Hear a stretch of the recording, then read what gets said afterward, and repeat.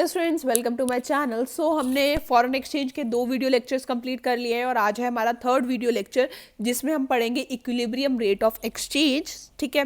सो जिसने पहले 2 वीडियोस नहीं देखी है, पहले वो 2 वीडियोस देख कर आए, देन उसको आगे का समझ आएगा। ठीक है। और जो लोग वीडियो को लाइक कमेंट शेयर नहीं कर रहे, करना शुरू कर दो, प्लीज़ सपोर्ट करो। ठीक है। चैनल को सब्सक्राइब करो, वीडियोस अपने फ्रेंड्स को शेयर करो। Thank you. सो स्टार्ट करते हैं हम। ठीक है। सो हमारा टॉपिक है इक्विलिब्रियम रेट ऑफ एक्सचेंज। ठीक है। इक्विलिब्रियम हमने पढ़ा होगा, हमने आपने बाकी चैप्टर्स में भी पढ़ा है। इक्विलिब्रियम क्या होता है? ठीक है। इक्विलिब्रियम आपका एक ऐसा पॉइंट होता है जहां पर आपकी डिमांड और सप्लाई क्या होती है, एक दूसरे से इक्वल होती है ना। आपने पीछे चैप्टर्स पढ़े होंगे एग्रीगेट डिमांड वाले या जो भी है। ठीक है। बहुत सारे चैप्टर्स हैं जिसमें हमें पता चलता है कि इक्विलिब्रियम का मतलब क्या होता है, जहां पर आपकी डिमांड क्या है, सप्लाई के इक्वल है। ठीक है। सो चलते हैं। Equilibrium rate of exchange is also known as par rate of exchange. Equilibrium rate of exchange को हम क्या कहते हैं? पार रेट ऑफ एक्सचेंज भी कहते हैं। सो इक्विलिब्रियम रेट ऑफ एक्सचेंज होता क्या है? इक्विलिब्रियम रेट ऑफ एक्सचेंज का मतलब क्या है? इक्विलिब्रियम रेट ऑफ एक्सचेंज आपका तब आता है जब आपकी डिमांड ऑफ फॉरेन एक्सचेंज किसके इक्वल है? Supply of foreign exchange. इसका मतलब क्या है कि हम जितनी डिमांड कर रहे हैं उतनी ही क्या हो रही है? सप्लाई हो रही है। मेरे को $100 चाहिए। ठीक है। मेरे को $100 चाहिए, तो वहां से भी मेरे पास कितने आ रहे हैं? $100 ही आ रहे हैं। जितनी मैं डिमांड कर रही हूँ वो लोग मुझे उतनी ही क्या कर रहे हैं? सप्लाई कर रहे हैं। जब आपकी डिमांड और सप्लाई फॉरेन एक्सचेंज की इक्वल हो जाती है तो उसको हम क्या कहते हैं? इक्विलिब्रियम रेट ऑफ एक्सचेंज कहते हैं। ठीक है। इसके डायग्राम की तरफ चलते हैं। ये आपका क्या है? ये आपकी सप्लाई है, ये आपकी डिमांड है।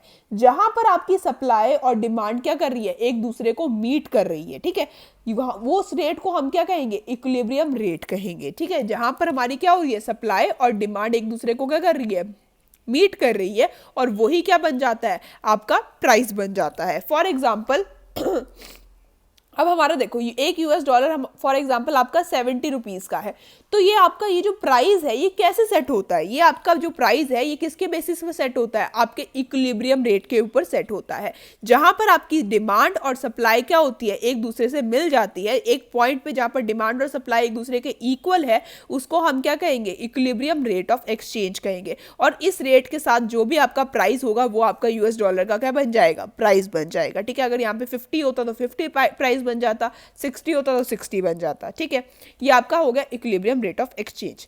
अब आगे चलते हैं इस डायग्राम की तरफ। ये देखो, ये जो पॉइंट था ये क्या था? आपका इक्विलिब्रियम वाला पॉइंट था। ये वाला पॉइंट क्या है? आपका इक्विलिब्रियम है। ठीक है। यहाँ पर आपकी डिमांड और सप्लाई क्या है? एक दूसरे के इक्वल है। ठीक है।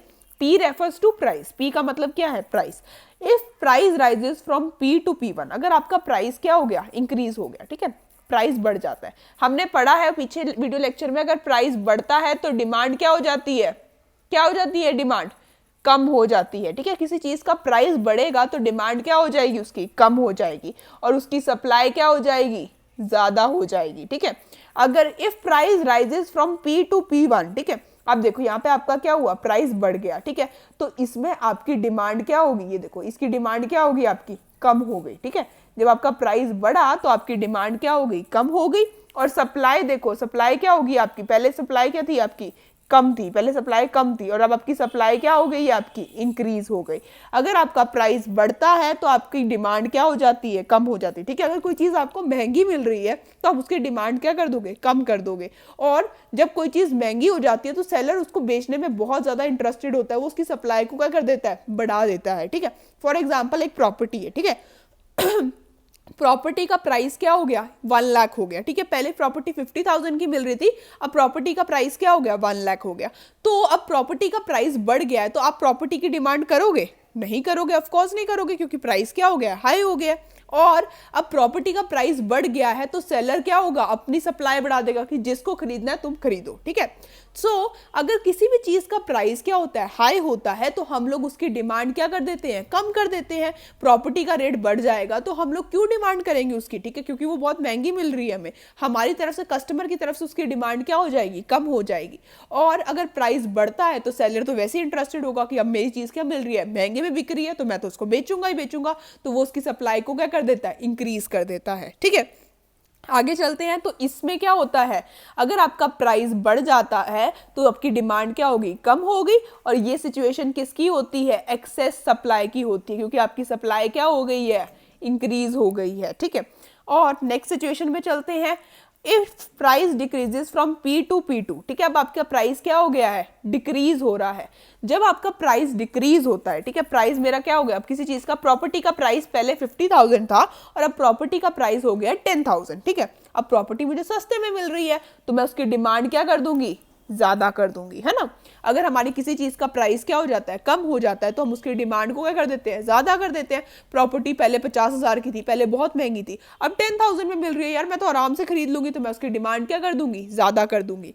लेकिन अब आपका सेलर क्या करेगा, सेलर अपनी सप्लाई को क्या कर देगा, कम कर देगा। वो सेलर आप क्यों बेचेगा, आपकी जो प्रॉपर्टी है, सेलर अब उसको क्यों बेचेगा, क्योंकि प्राइस क्या हो गया, कम हो गया, तो उसकी सप्लाई को भी क्या कर देगा, कम करेगा। वो कहेगा मैंने नहीं बेचना। ठीक है, एक आपको रियल लाइफ एग्जांपल बताती हूँ। कोरोना टाइम में क्या हुआ था, ज्वेलरी आपकी जो थी, जो आपका गोल्ड था, गोल्ड का रेट क्या आ गया था, बहुत ज्यादा डाउन आ गया था। ठीक है, गोल्ड का प्राइस बहुत ज्यादा क्रैश हो गया था। तो उस टाइम पे जब गोल्ड का प्राइस कम हुआ तो हम लोगों ने क्या करा, डिमांड उसकी करनी ज्यादा कर दी कि गोल्ड सस्ता हो गया यार, गोल्ड खरीद लो खरीद लो खरीद लो। ठीक है, तो प्राइस कम हुआ जब गोल्ड का, तो हमने उसकी डिमांड क्या कर दी, ज्यादा कर दी। ठीक है, लेकिन उस टाइम पे जो आपके सेलर्स थे उन्होंने सप्लाई करनी बंद कर दी थी। जो ज्वेलर्स थे ना, उन्होंने आपको ज्वेलरी देने से मना कर दिया था कि नहीं हम नहीं बेचेंगे इस प्राइस पे। ठीक है, सो ये आपका रियल लाइफ एग्जांपल है कि अगर आपका प्राइस कम होता है तो आप लोग डिमांड उसकी क्या करने लग जाते हो, ज्यादा करने लग जाते हो। ठीक है, ज्वेलरी का प्राइस कोरोना टाइम में क्या हो गया था, कम हो गया था, तो आपने उसकी डिमांड करनी क्या कर दी थी, लोगों ने उसकी डिमांड करनी ज्यादा कर दी थी कि हम ज्वेलरी अभी खरीद लेते हैं क्योंकि बहुत कम प्राइस पे मिल रही है। ठीक है, लेकिन उस टाइम पे ज्वेलर्स ने क्या कर दिया, अपनी दुकान को बंद करना शुरू कर दिया कि नहीं हम नहीं बेचेंगे इस प्राइस पे। ठीक है, जो लोग बोलते भी थे कि हमने खरीदने वो मना कर देते थे कि नहीं हम नहीं बेचेंगे अपने। ठीक है, तो अगर आपका प्राइस कम होता है तो डिमांड क्या हो जाती है, ज्यादा हो जाती है, और सप्लाई क्या हो जाती है, कम हो जाती है। आई होप आपको आज का वीडियो लेक्चर अच्छा लगा होगा। ठीक है, और इससे क्या होता है, अगर प्राइस डिक्रीज हो रहा है तो आपकी डिमांड क्या होगी, ज्यादा होगी, और सप्लाई कम होगी। और इससे क्या कॉज होता है, एक्सेस डिमांड की सिचुएशन कॉज होती है। डिमांड ज्यादा होगी है, सप्लाई है नहीं है, तो ये क्या होगा, एक्सेस डिमांड है। हम लोग डिमांड कर ही जा रहे हैं लेकिन सेलर सप्लाई नहीं कर रहा है। और अगर आपका प्राइस क्या होता है, ज्यादा हो जाता है, ठीक है, प्राइस ज्यादा हो गया तो हम डिमांड कम कर रहे हैं और सप्लाई ज्यादा है, हम लोग मांग ही नहीं रहे, सेलर सप्लाई करी जा रहा है करी जा रहा है करी जा रहा है, तो उसको हम क्या कहते हैं, एक्सेस सप्लाई कहते हैं। इक्विलिब्रियम रेट ऑफ एक्सचेंज क्या था, जहां पे डिमांड और सप्लाई क्या है, एक दूसरे के इक्वल है। आई होप आपको आज का वीडियो लेक्चर अच्छा लगा होगा। Keep supporting, thank you.